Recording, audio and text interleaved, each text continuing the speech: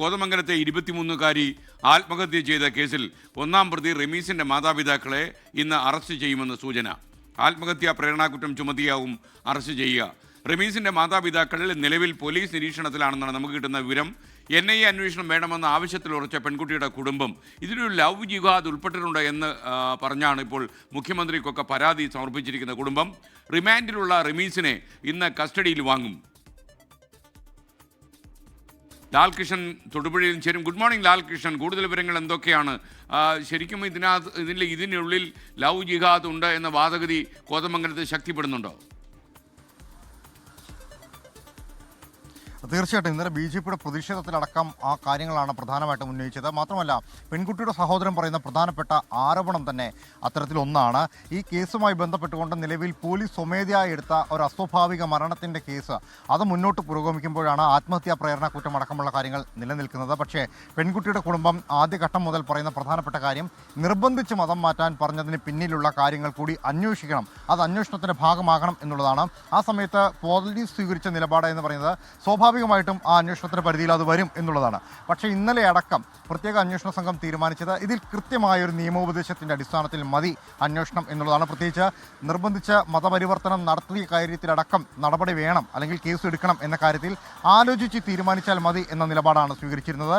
ആ നിലപാടിൽ പോലീസ് തുടരുന്നതിനിടയിലാണ് ഈ കേസുമായി ബന്ധപ്പെട്ടുകൊണ്ട് NIA അന്വേഷണം നടക്കണം എന്ന ആവശ്യം കുടുംബം ഉന്നയിക്കുന്നത്. അതിൻ്റെ പ്രധാന കാരണം എന്ന് പറയുന്നത്, നമ്മൾ ആദ്യം പറഞ്ഞ പോലെ ഈ കേസുമായി ബന്ധപ്പെട്ടുകൊണ്ട് നിലവിൽ പോലീസിൻ്റെ വകുപ്പുകളിലൊന്നും ഈ നിർബന്ധിത മതപരിവർത്തനമോ അല്ലെങ്കിൽ ഇതുമായി ബന്ധപ്പെട്ടുകൊണ്ടുള്ള ഇടപെടലുകളെക്കുറിച്ചുള്ള അന്വേഷണമോ വരുന്നില്ല എന്നുള്ളത് കൊണ്ടാണ് ഇവർ കൂടുതൽ സംശയിക്കുന്നത്. ഇത്തരത്തിൽ മറ്റ് പെൺകുട്ടികളെ ഇരയാക്കിയിട്ടുണ്ടോ, എന്തിനാണ് മതപരിവർത്തനം നടത്തണമെന്ന കാര്യത്തിൽ ഇവർ ഉറച്ചു നിന്നത് എന്നീ കാര്യങ്ങളൊക്കെയാണ്. പെൺകുട്ടിയും ഈ റമീസും തമ്മിലുള്ള ഇഷ്ടം കുടുംബങ്ങൾ അംഗീകരിച്ചപ്പോഴും കല്യാണം നടക്കണമെങ്കിൽ അതൊരു മതപരിവർത്തനത്തിന് ശേഷം മാത്രമേ പറ്റുകയുള്ളൂ, രജിസ്റ്റർ മാരേജ് പോലുള്ള പരിപാടികൾ നടക്കില്ല എന്ന നിലപാടിലായിരുന്നു. മുറിയിൽ പൂട്ടി പോലും മതപരിവർത്തനത്തിന് പൊന്നാനിയിലേക്ക് കൊണ്ടുപോകാനാണ് എന്ന് കൂട്ടുകാരിയോട് മരിച്ച പെൺകുട്ടി പറയുകയും ചെയ്തിരുന്നു. അപ്പോൾ ഈ കാര്യത്തിൽ വിശദമായ ഒരു അന്വേഷണം നടത്തണമെന്ന ആവശ്യത്തിൽ തന്നെയാണ് കുടുംബം ഉറച്ചു നിൽക്കുന്നത്. കേസുമായി ബന്ധപ്പെട്ടുകൊണ്ട് നിലവിൽ റിമാൻഡിലുള്ള റമീസിനെ ഇന്ന് കസ്റ്റഡിയിലെടുത്ത് കൂടുതൽ തെളിവെടുപ്പിന് പോകാനാണ് പോലീസിൻ്റെ ഉദ്ദേശം. അതോടൊപ്പം റമീസിൻ്റെ മാതാപിതാക്കൾ അവർ ഈ സംഭവം നടന്നതിൻ്റെ തൊട്ട് പിന്നാലെ ഒളിവിൽ പോയിരുന്നു. അവരുടെ വീട്ടിൽ പോലീസ് പരിശോധന നടത്തിയപ്പോഴും ഇവരെ കണ്ടെത്താൻ കഴിഞ്ഞില്ല. പക്ഷേ പോലീസിൻ്റെ നിരീക്ഷണത്തിൽ തന്നെ ഇവർ തുടരുന്നുണ്ട്. അവരെ ഇന്ന് കസ്റ്റഡിയിലേക്ക് എടുക്കും. കസ്റ്റഡിയിലെടുത്ത് ചോദ്യം ചെയ്തതിന് ശേഷം ഇവരുടെ കൂടി അറസ്റ്റ് രേഖപ്പെടുത്തും എന്നുള്ളതാണ് നമുക്കറിയാൻ കഴിയുന്നത്. ആത്മഹത്യാ പ്രേരണാ കുറ്റത്തിനാണ് നിലവിൽ ഇവരെ അറസ്റ്റ് രേഖപ്പെടുത്തുക. പെൺകുട്ടി പലപ്പോഴും പല കാര്യങ്ങളും വെളിപ്പെടുത്തിയിട്ടുണ്ട് എങ്കിൽ പോലും ഇവരുടെ ഭാഗത്തു നിന്ന് ഈ പെൺകുട്ടിയെ സഹായിക്കുന്ന രീതിയിലോ അല്ലെങ്കിൽ അനുഭാവപൂർവ്വമായ നിലപാടോ ഉണ്ടായിട്ടില്ല എന്നുള്ളത് പെൺകുട്ടിയുടെ ആത്മഹത്യ കുറിപ്പിലും പറയുന്നുണ്ട്. ഇതിന്റെ അടിസ്ഥാനത്തിലാണ് പോലീസിന്റെ തുടർ നടപടികൾ. ഓക്കെ, താങ്ക് യു ലാൽകൃഷ്ണനാണ് വിവരങ്ങൾ നൽകിയത്. ഇപ്പോൾ സഹോദരന്റെ പ്രതികരണം കൂടി വരുന്നുണ്ട്. ആ പ്രതികരണം നമുക്കൊന്ന് കേൾക്കാം.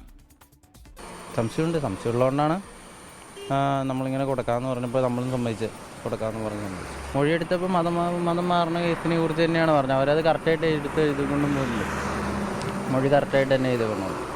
ഇതിന് പുറകിൽ മാത്രമല്ല, ഇതേമാതിരി വേറെ ഏതെങ്കിലും പെൺകുട്ടികൾക്ക് സംഭവിച്ചിട്ടുണ്ടോ എന്നും കൂടെ അറിയാലോ. ഇത് ഇതേമാതിരി തന്നെ ലോകത്തെവിടെയായാലും ഏത് സമയത്തും 24 വാർത്തകളും ഓഗ്മെന്റഡ് റിയാലിറ്റി പാക്കേജുകളും എക്സ്പ്ലെയിനറുകളും വിശദമായി കാണാൻ ഞങ്ങളുടെ YouTube ചാനൽ നിങ്ങൾക്ക് സബ്സ്ക്രൈബ് ചെയ്യാം.